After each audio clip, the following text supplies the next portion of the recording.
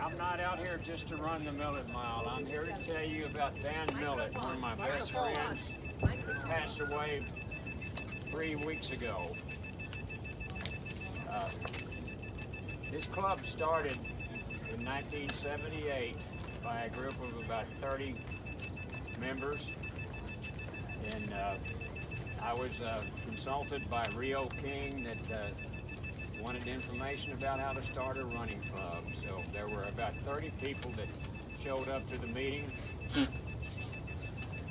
a couple of years later, Dan Millet showed up at the meeting for the race. And Dan Millet had a great personality, and he made friends fast. He was in his upper 30s, and he started running distance. And they immediately elected Dan Millet the president of the club. So Dan Millet worked real hard, and he built that club from 30 members during his presidency to several hundred members very, very quickly. And that's not all that Dan did.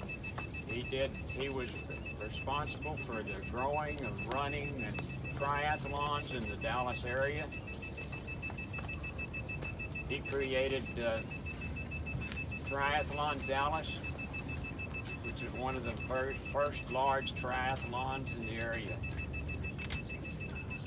After being president of the Plano Pacers, Dan was elected president of the Cross Country Club of Dallas, that's now the Dallas Running Club.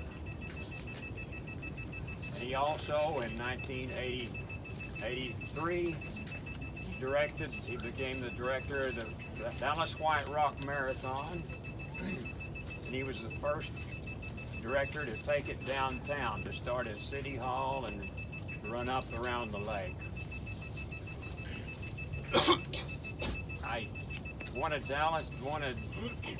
Dan's most favorite accomplishments was bringing the United States cross-country trials to Dallas back in 1987. I don't think most of you are too young to remember that, but we had all the top runners in the United States trying to qualify for the United States cross-country team that would go to Europe to compete for the World Championship.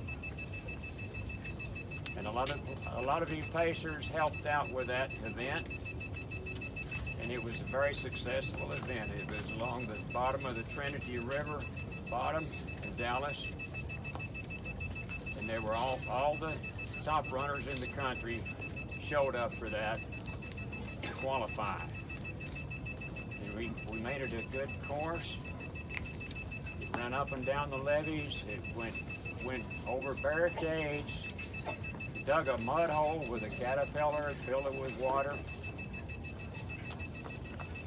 And that was one of Dallas's finest moments. And then we had an open division where all the public runners could run. But Dallas is going to be missing one of the greatest organizers of running ever.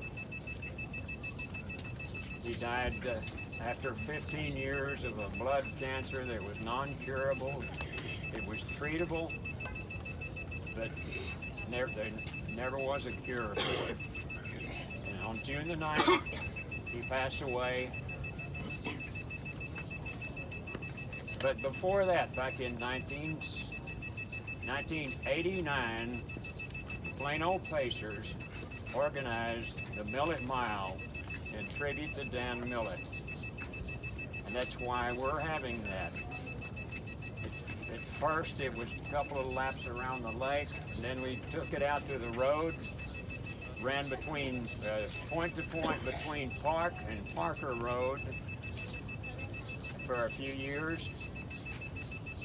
And then it got so traffic crowded that we had to bring it back to the lake. So I'm not going to ask you to give a moment's silence for Dan. I want you to, when you start running, I want you to think of Dan while you're running, and believe that he's running with you, that his spirit is running with you. And try to make Dan proud and run as fast as you can. I know you're all warmed up and ready to go. So there's pictures of Dan Millet and me together. That's the biggest picture I could find. It's just posted up on a sign close to the pavilion. Go look at that after the race to see what Dan Millet looked like back then, in the 70s. Okay, I'm going to turn it over to Ashby. Yeah! Yeah! Is the timer ready?